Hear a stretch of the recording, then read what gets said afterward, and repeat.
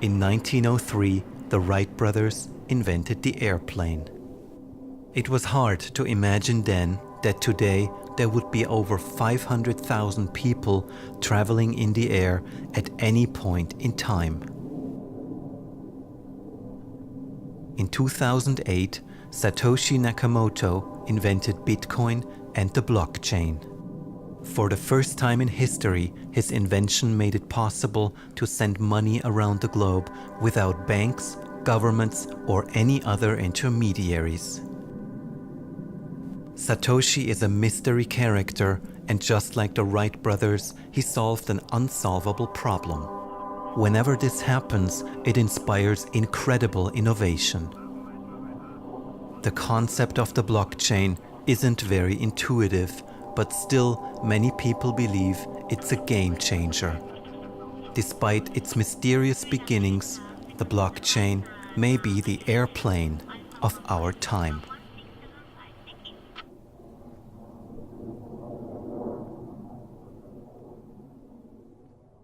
I found out about blockchain first, as most people around that time were, through Bitcoin. And personally, at first, I thought that Bitcoin was an absolutely terrible idea. I was teaching at Stanford back in 2010, and a teaching assistant for the class sent me an article. She said, oh, there's this really cool thing. It's open source money. And I remember thinking, open source money, isn't that cool? But it'll probably never work. I did what most people do the first moment they are exposed to Bitcoin. I discounted it. I thought this was silly internet money. You could mine it. It's like a golden goose. And it took me about a year to really re-explore the technology. And so by 2012, I did what I tell most people to do today, is turn off your phone, lock your door, and study this technology for a day. It's the best advice I could give. I was on a sabbatical from work and decided I'd take a year off, live off some savings, figure out what I want to do. It was there that I discovered this little orange icon with a bee in the middle. I said, what is this strange thing? So I started looking, okay, Bitcoin, interesting. That was about 2012, 2013. And I haven't left the space since. I've just continued further and further down the blockchain rabbit hole, if you will. And I've been pleasantly surprised and had no reason to crawl my way back out and find another technology. There's a point at which it's almost like you can't stop. It just gets so interesting, and you're so fascinated by it, and you just want to learn more and more and more. And even, by the way, to this day, it's almost, there are new developments. There are new ways of solving problems, new approaches, and it's very exciting to be in this world. It feels really exciting to be involved in blockchain. Feels like we're at the forefront of something that has at least the potential to transform our interactions between each other, between corporations, the underlying infrastructure of both the private sector, but also of government. For me, part of the fascination is that we don't yet know exactly what this thing is, and yet there was still lots of people gathering around it. And I thought of it as like, a space rock that crashed on Earth, right? You'd have a bunch of people that gather around, and they're all pointing, what is this thing? And you don't really know what it is, but it's still very interesting.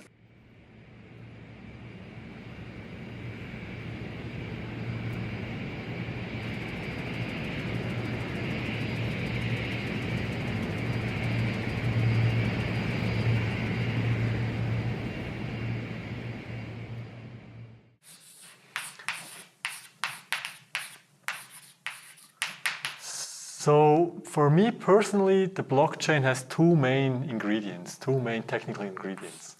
So one ingredient is cryptography.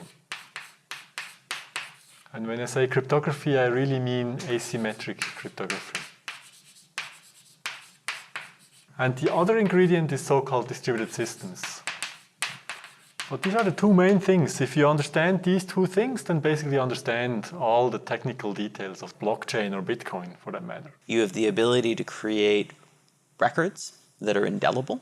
You have the ability to transfer value by making updates to those records. And you have the ability to automate updates to the records through these things called smart contracts. And that means potentially that you could transform the structure of financial services. Today, there are all sorts of institutions that exist to maintain sets of records, to be a trusted third party is the industry parlance for it. And that role is potentially fundamentally reshaped. Blockchains are networks. And networks that we see today, Alibaba, Airbnb, Uber, those are interesting networks, but they're centralized networks. Here, you're going to have networks that are decentralized, that are working more on as a cooperative. I think some of the challenges will be what are the economics of those networks, what are the economics of certain blockchains versus today's discussion, which is all about the technology. I think tomorrow's discussion will be about how do you build network effects off of these new railroads. And what's especially interesting for me is that it was a grassroots movement from the technology sector, not sort of the movement of established businesses trying to get in to find a new selling point. It's really a bottom-up movement from us geeks. It's one of the most amazing things in science that happened in the last 100 years, that this thing is actually possible, that you can digitally sign transactions or other kinds of information so that you can prove to people that you actually signed this. It's much more secure than these, curvy, wriggly signatures we usually use in our everyday life. And it probably will replace those things soon enough.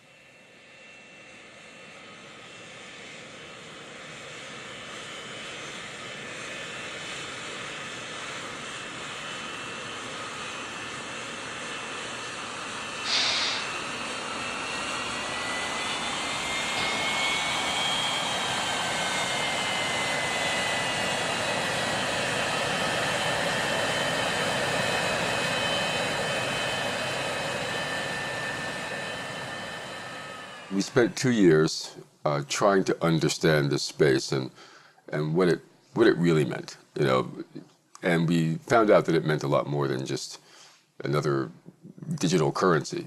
It actually, as the blockchain became more influential in our thinking, we began to realize that it was a profound shift in how the internet could be used to create new forms of value, and how it could be used to enfranchise, and include people in global finance. We've had the internet for years now, and on the internet, still nobody knows whether you're a dog or not. Identity fraud is completely out of control, data breach. So, the area where we need some new thinking is in the sort of in the identity space. And so maybe the technology brings something new into that space. And we need it fairly quickly, because we haven't fixed the identity problem for people, but we're about to put 10 billion, trillion, gazillion things on the internet. We can have a trust relationship without really having ever met each other or having done business at all with each other. I think that's fundamental, one of the fundamental things. Security is another. Blockchains are military-grade cryptology, and they've never been cracked. It isn't, when you hear about hackers, stealing Bitcoin or whatever, they're not stealing from the blockchain itself. They are stealing at the point of entry, at the wallet level or at the browser level, and they intercept those messages. But the blockchain itself is very secure. The Internet of Things will probably be the best test case for a lot of blockchain technology.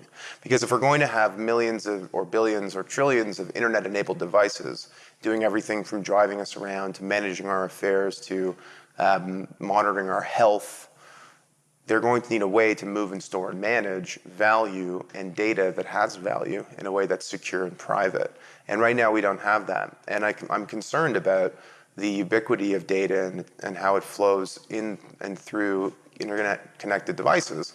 I think with a value platform like blockchain, we can at least address some of these problems and maybe even create new opportunities.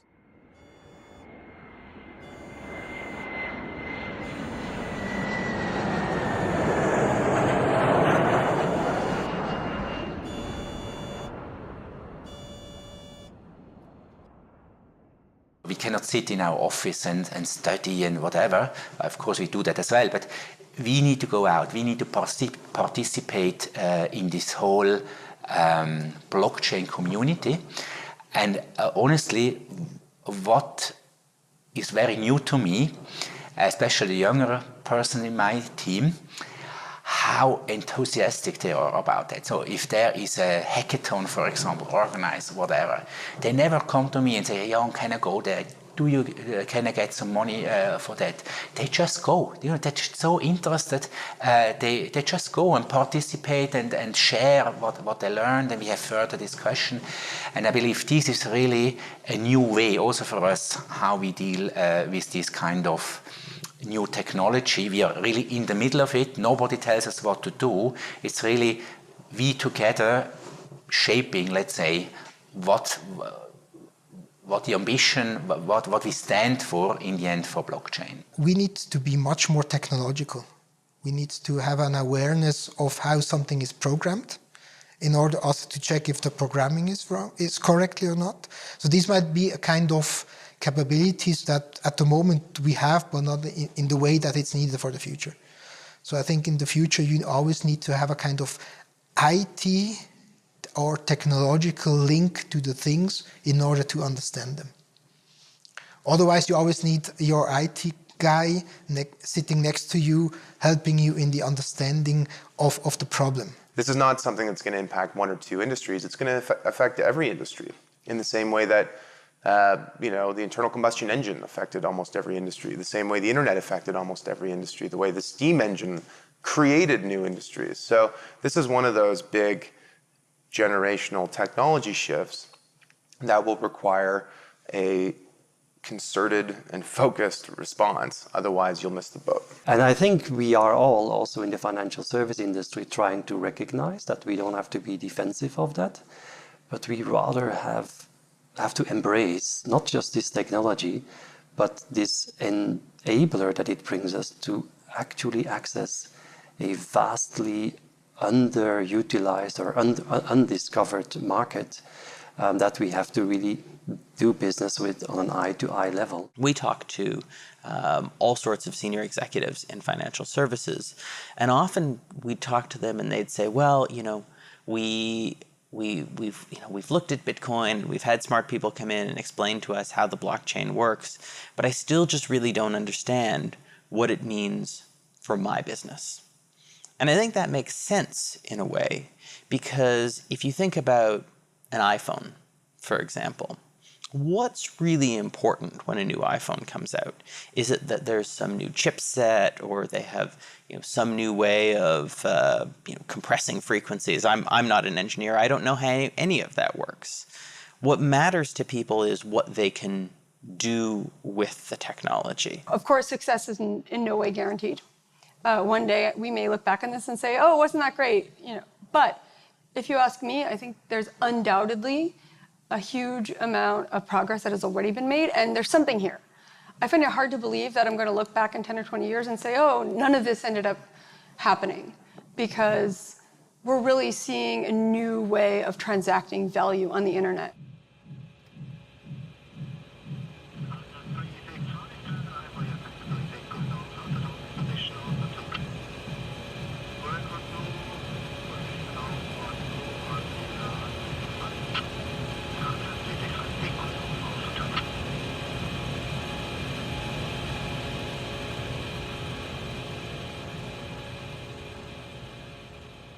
I know how big financial institutions work. First of all, they're not going to run out and do something reckless with technology. This is people's money and livelihood that they're working with, right? So these are slow upgrade processes. These systems, once they get implemented, will run in parallel with the old systems for a while before you have a switch over to the new one. That's standard in technology upgrades. So I knew this was going to take time.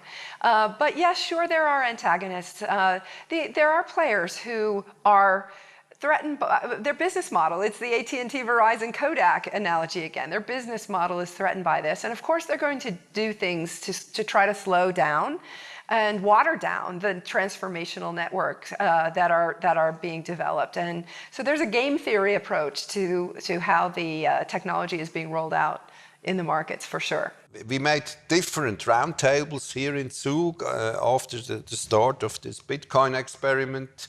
And for example, we invited banks which are living here in Zug, people from Zug, bankers from Zug, and we tried to connect them with people of the Zug crypto valley.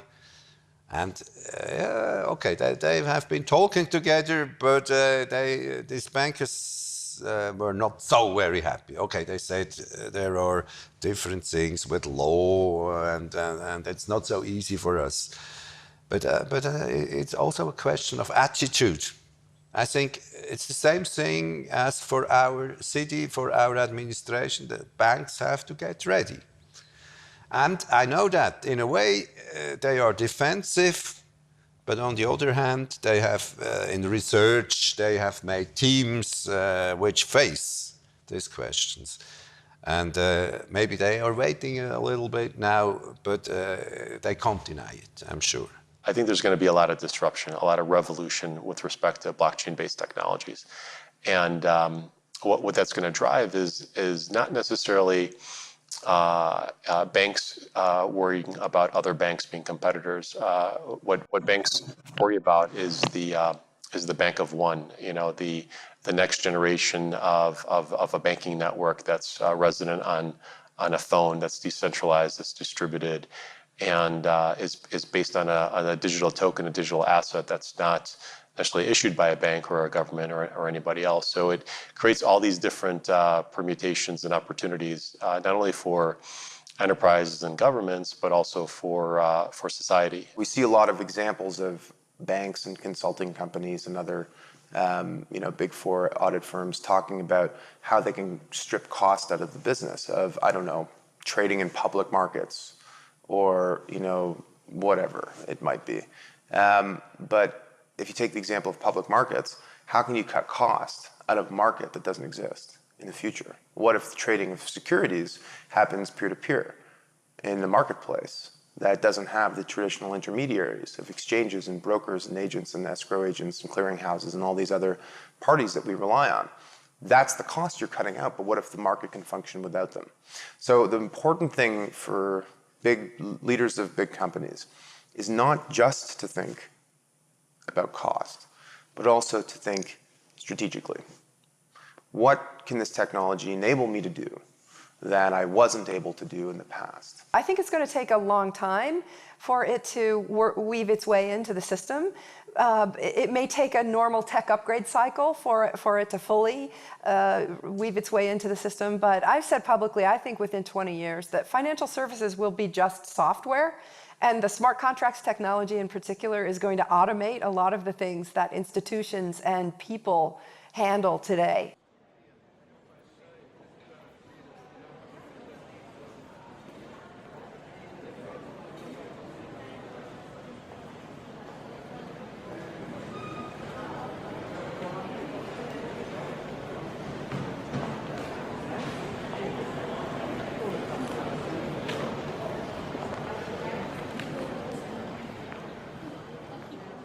74% of the world's population, according to the World Bank, does not have access to basic financial services. In my home country, in the United States of America, which is one of the most wealthiest countries in the world, about 50% of the population does not have access to basic financial services, including bank accounts. There's a huge amount of people around the world that don't get to experience and be a part of the global economy because they don't have access to the financial system for a variety of reasons. I do think this technology will lift a lot of people out of poverty, but will also be an inclusive technology that allows more people to engage in global commerce. You know, I don't like to think that we're creating so much prosperity for the less than 1%. I like to think of purpose-led businesses. And by the way, that's the trick, I think, for large corporations, is to understand that the cost efficiencies of embracing this new technology will potentially widen their accessible markets at a cost that's reasonable. And that in itself will create prosperity in different areas. Something that I think we should think about. Pretty soon, when smartphones can be had for less than $5 each, which is right around the corner, nearly every person living in poverty on Earth will have access to a smartphone and be connected to a network. That is game-changing in and of itself. When you have digital wallets on these phones and you have the ability to trade assets, we're going to answer that question, what happens when everybody has money? Because capitalism itself has thrived in some areas by the natural exclusion of others from markets. It actually uses that scarcity principle as its driving basis. So what happens when money is not scarce? We will look at people and say, okay, what is the things that I cannot do and that we can, join forces? Much more than today, where we look at people and say, okay, how big is your car and how much money do you have on your bank account? So I believe that the future will be even more human or humane, human, than the last 100 years that we've seen.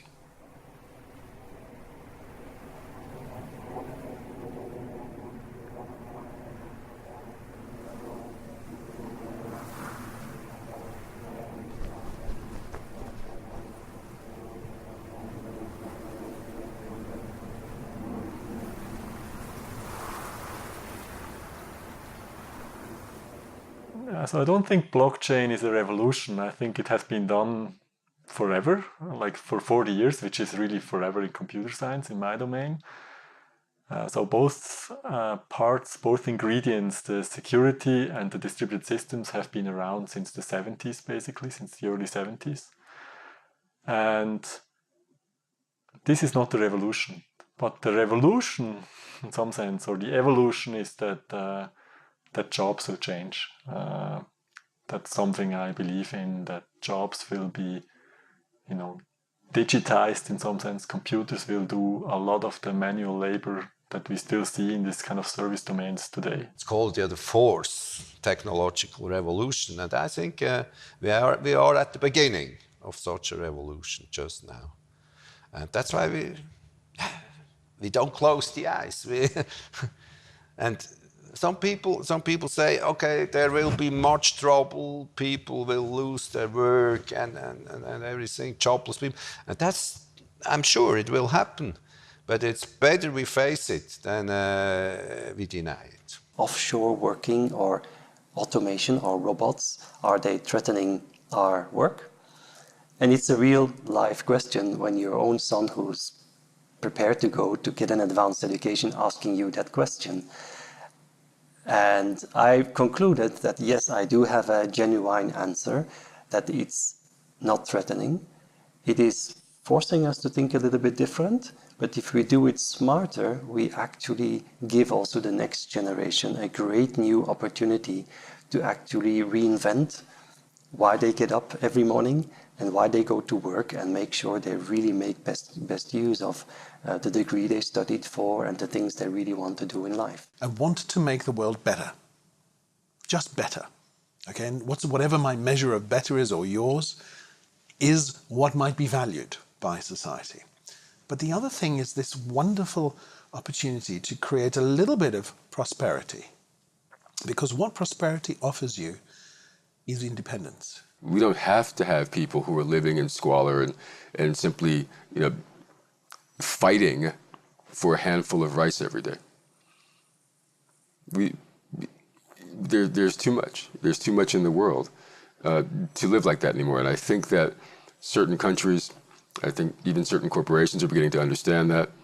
And certainly this movement, this blockchain movement, is the technology underpinning, the technology part of that mindset which exists offline as well. The idea is out, and if it's not being realized here, it may be realized there, or even in the internet, uncontrollable.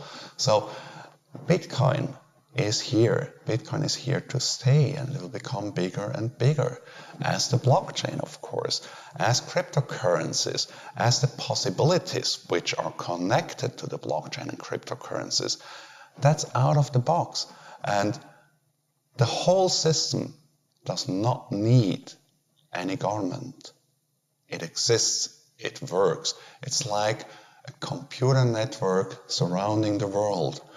And you can say, okay, we don't want to be part of it. So be it. It's here, and it won't go away.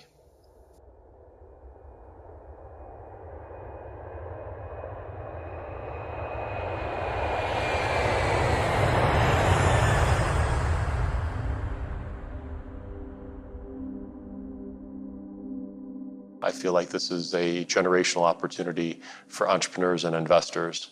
And I quite frankly have not seen something as exciting in my entire investment career. Let's try to build a new system that has better trade-offs, that has better features, that has less downsides. And let's make it work. Now the pendulum's going to swing back. And what that's going to do is, frankly, make confidence in capital markets higher. Blockchain has enormous potential implications outside of financial services. And we might even actually see the full-scale implementation of some of those more real-world applications leapfrog financial services. This invention, when it came up in the 70s, this is really one of the totally groundbreaking ideas, right? It will change society for sure in many domains. It already has changed society in the sense that the internet is in some sense a secure place that you can, make transactions on the internet. The potential for creating trust, or even permissionless trust, within the internet, that's something that we haven't had before. And so its impact on society, on business, on government, could be profound. Blockchain is, to be fair, nearly 10 years old. But I think it's got another 10 years to run before we really see what its long-term impact is. I think it's going to be a long, much more steady journey that we go down. And you're going to see multiple technologies inspired by this thing. Blockchain technology is not the solution to all the problems under the sun.